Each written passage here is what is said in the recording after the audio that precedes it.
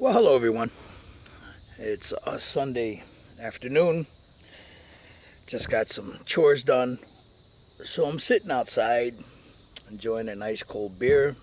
And if you'll excuse me, here's cheers to all of you. Enjoying a good Maduro Christoph. And just, having a good time enjoying the day. But it's been about 2 weeks since I've uploaded something. And a lot of you guys know that I've been working on my version of a Mad Max Interceptor using a Revel 70 GSX. So if you stick around, guys, I'm going to flip this camera around. I'll point it down here, and I'll show you guys where I'm at the moment. Be back in a second.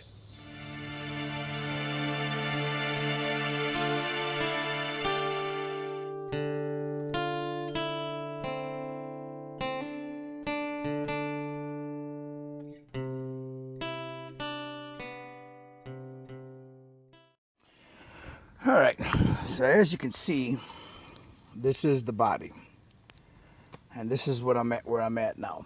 Now, I went with a, like a sandblasted look. All of the paint here is just primer. There's a light coat of black Stynol Res. I used the new red Stynol Res after the black first coat dried. But then I went over it with another light coat of Stynol Res. Let that dry, and then I took a, I think it was a 1,000 grit sandpaper, one of those little sponges, and just slowly wore back on it.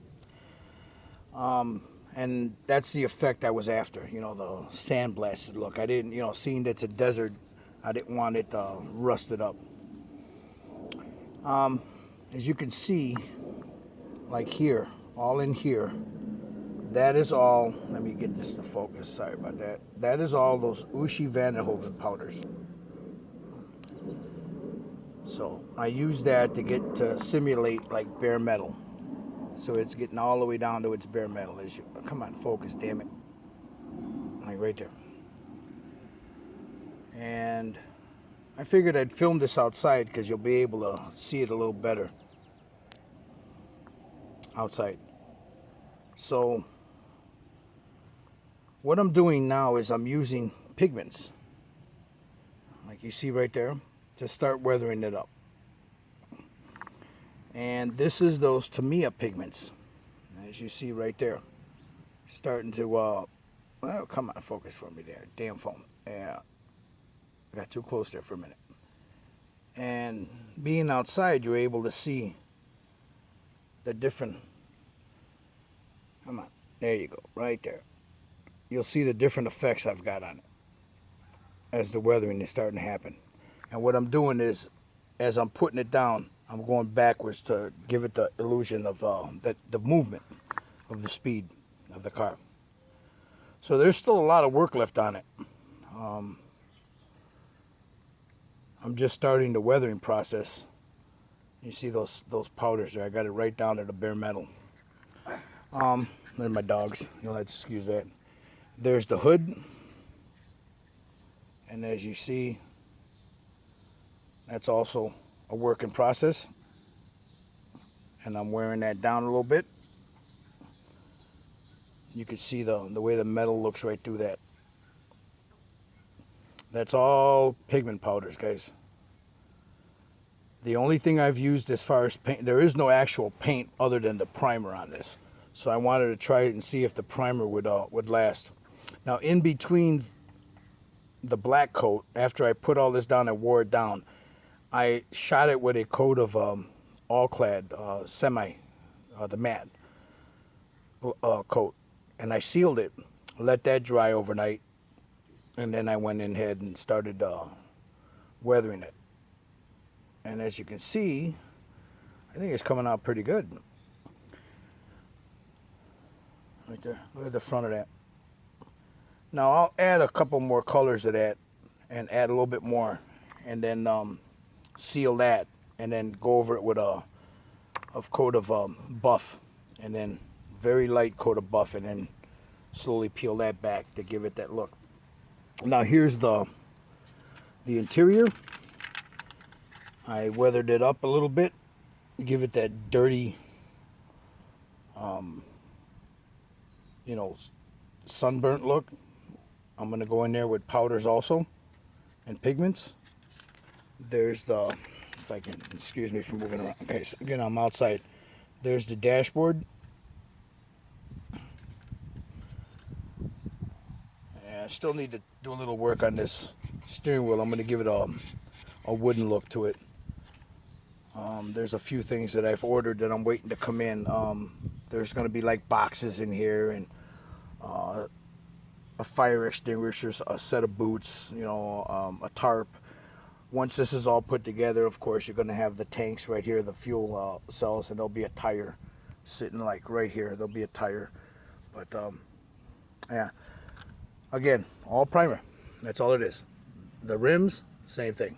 I primered them, and then I went in with some metallizer powders, and that's the effect I got. I had to build a little ramp on the back here, and I'll show you, because the tanks are going to sit like that, and I needed something so I can glue the tanks down to. So I built it up a little bit like that. These tanks are going to get weathered up too. There's a rust coat underneath this, followed by some of those AK True Metal paints. Let that dry, sealed it, and then went over it with some Stynol res, and now I'll just start going back and chipping it down. So yeah, that's going to sit like right there. The motor I wasn't too concerned about, so all I did was I hit it with some excuse me, Stynol res primer and dry brushed the bejesus out of it. That's all I did. Underneath, I'm not too concerned because this is going to be glued down on a diorama, so it's not really you're not really going to see underneath it. I still got to put the pipes in. Excuse me. And as I said, once this is on here, that's all you're going to see out of the motor, so it doesn't really concern me what the inside of it looks. And I still need to weather up this bottom part right here. But I just wanted to show you guys where I'm at with the weathering on it. Like I said, there's still a little bit more pigment powders to be putting on there, a little bit more weathering, and then seal it, and then I'll go over it with a light dust coat, and she'll be done. Once I put the glass in, I'm going to mask off where the windshield wipers go, put the mask on there, hit it with a light dust of different colored pigments and buff, pull the masks off, and then it'll look like the windshield's all dirty also. But yeah, if you can, I don't know if it'll focus, but the powders are already starting to obscure the chrome, like right around here. Instead of using like a bare metal foil, I used the powders, and I got a really nice chrome look to those. And now just, you know, once they're dirtied up, you don't really see them, but I kind of like that because it's a little bit more convincing. Come on, focus. Come on. I still want to focus for me. I'm sorry, guys. Let me see if I can get that to focus, like right in there. Right there. You see how that, it looks really good. And then with the metals on there, like right in here, blends in real nice, and then you have the dust effects. But yeah, she's coming out real nice. Let me know what you guys think. Be back in a second. There was one more thing I forgot to show you guys, and that's the bumpers. Now, the bumpers there was no metal paint used on them. I stripped off the chrome from them, and I just shot them in their Badger, the Stynol res, the Badger Stynol res, the black, and I let that sit for a while, and then I sealed it with the all-clad, the semi-gloss all-clad, and I used the Ushi Van de Hoven powders on them, and that's what I got. And that's the rear bumper, of course, and then here you have the front bumper, and look at that. Again, all I did was I took the Badger, I primed them in Badger, let that sit and cure, put a coat of all-clad semi-gloss on it, or matte coat, let that dry, Once that was dry, I took the Ushi Van de Hoven powders and just rubbed it in there. And this is what I got. So it's a different alternative than using any kind of metal paints. And I like it. It comes out really nice. So if you guys got any questions on that, or you guys want to know where to find it, you can get it directly from Ushi, or you can get it other places. And me personally, I would rather buy it from Ushi right here, Ushi Van de Hoven. You can get it off his site there. There's an iron, a chrome, and a steel. You know, they come in little 25 ml bottles. So at the end of this, I'll have a couple of some pictures. You guys can check out you know, my progress so far on the pictures at the end of this, and let me know what you guys think down below, man. You know, if there's any suggestions on it. You know, I'm still gonna put. I'm looking for some 25 or 1/25th scale or 24th scale jerry cans, and like ration boxes and stuff. I had a guy that I ordered some from on YouTube, or I'm sorry, on eBay, and for some reason the guy never responded.